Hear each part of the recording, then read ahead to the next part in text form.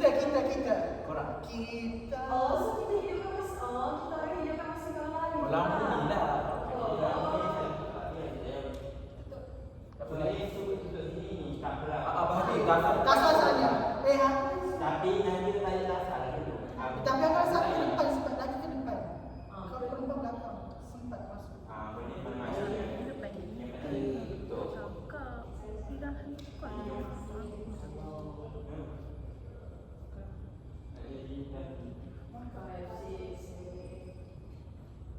Boleh ni.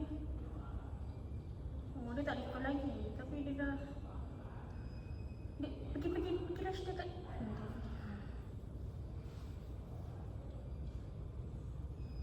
Dahulu, sebelum kota berdiri megah, sebelum jalan-jalan dipenuhi cahaya, manusia hidup bersama cerita.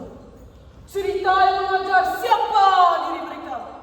Cerita yang membentuk akar dan asal usul. Setiap langkah mempunyai makna, setiap irama mempunyai jiwa, dan setiap gerak mempunyai sejarah. Denyutan ini adalah denyut yang diwariskan turun-temurun. Adalah denyut yang diwariskan turun-temurun.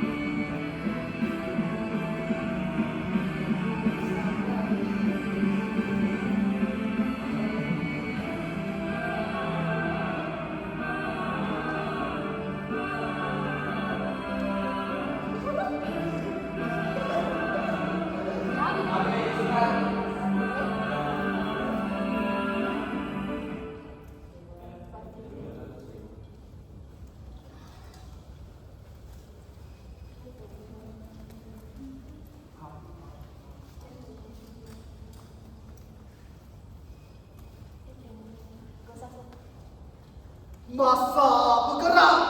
Dunia berubah. Yang baru dilahirkan.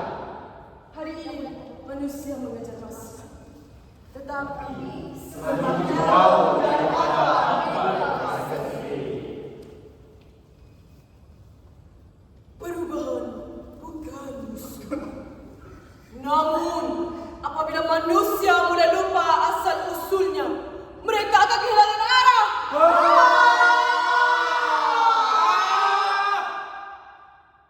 Kemajuan tidak menunggu sesiapa. Jika kini kita berubah, kita akan ditinggalkan. Jika terlalu mengejar perubahan, kita akan kehilangan diri sendiri.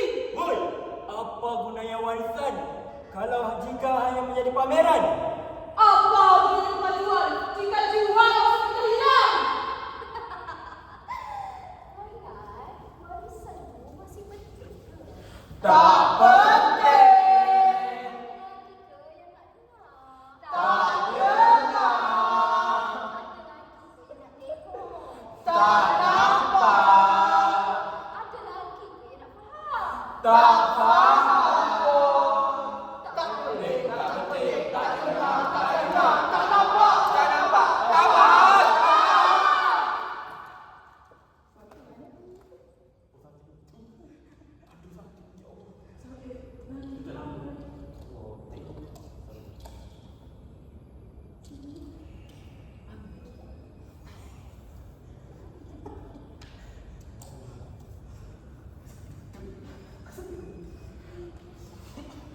warisan kan terus hidup selagi ada yang mengingati, selagi ada yang menjaga budaya warisan tidak pernah mati.